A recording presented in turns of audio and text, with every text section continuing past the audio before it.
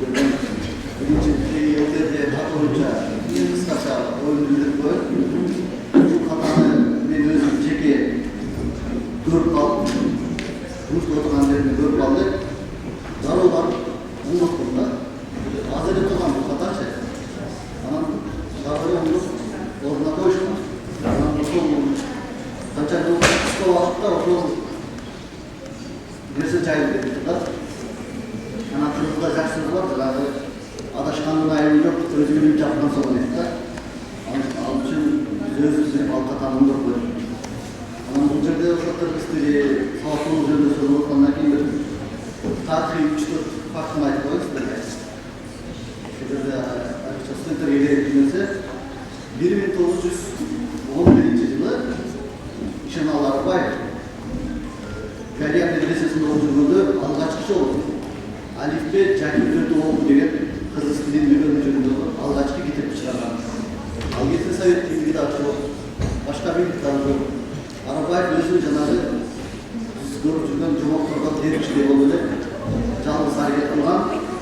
Ondan keyin 1928 yılı Kırgız Respublikası Kırgızistan'ın tarixindagi birinchi ökülük başçı Yusuf Abdurahman 28 yılı. Bundan 91 yıl burada oldular. Mamleketlik aparatları bağırdı, Kırgız emes.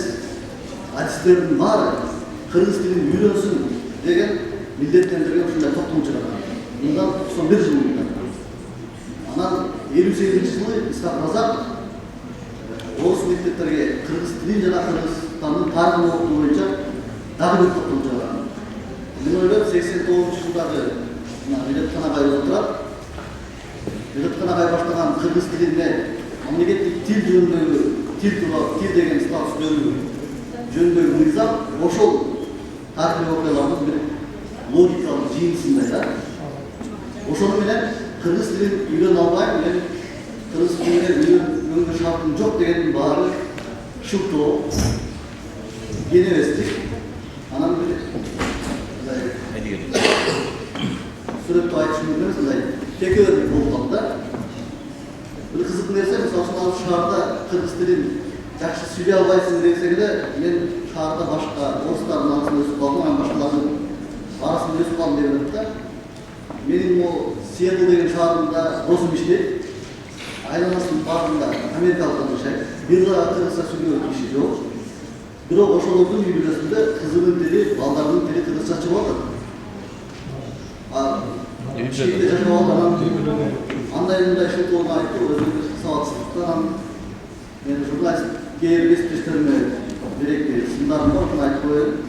Бәлкім бұл қабыл алса, қабыл да. Кеше жақындай маалыматтар жазған біреуіне видео шықты да. Паланчы иштің аялының видеосы бүт елді үйлап деген да. Анан мен де ашып көрдім.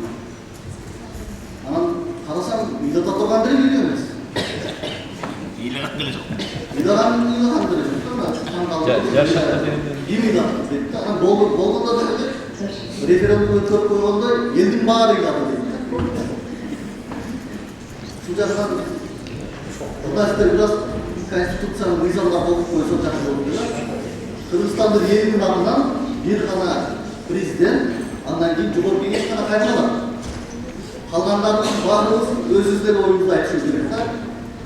Анан дагы кызык нерсе, үй бүлөсүнүн атынан сүйлөй албагандар азыр кайсы бир аймактын элинин атынан бул жактын эли бүтүп атат, бул жактын эли талап кылып атат, бул жактын эли маселе коюп атат дейт да. Ал жактын эли ал маселеден кабары деле жок, чынын айтканда. Анан кыргыз эли деген сөздү бир аз азыраак колдонсо маалыматтар арасында. Анткени кыргыз эли деген жалпы элдин атынан жанагындай айткандай мыйзамда көрсөтүлгөн кишилер гана сүйлөй алат. Калгандарыбыз өзүбүздүн атынан эле сүйлөйбүз. Мен дагы ел берботтан жерде сүйлөй албайм. Bir şey demiyor, bir şey demiyor. Çok bir şey demiyor. Sonuçta daha olayların Kırgız dili ürünü, sağlıklı ürünü, adalet ürünü, hayvay anlamımızı daha bize ısmarlandı. Azırda Muğdun öküzleri меймандың кече кайсы меймандарда жатканын билет дагы. Ана Кыргыздын 2-3 тилчиси, ана мадыячысы, жазуучусу билет да. Маселенин баары ушунда да. Биз тилди үйрөнүшүбүз үчүн ошол тилди алып жүрүүчүлөрдү, ошол тилге тарыхый салымдардын баарын билишибиз керек. Рахмат.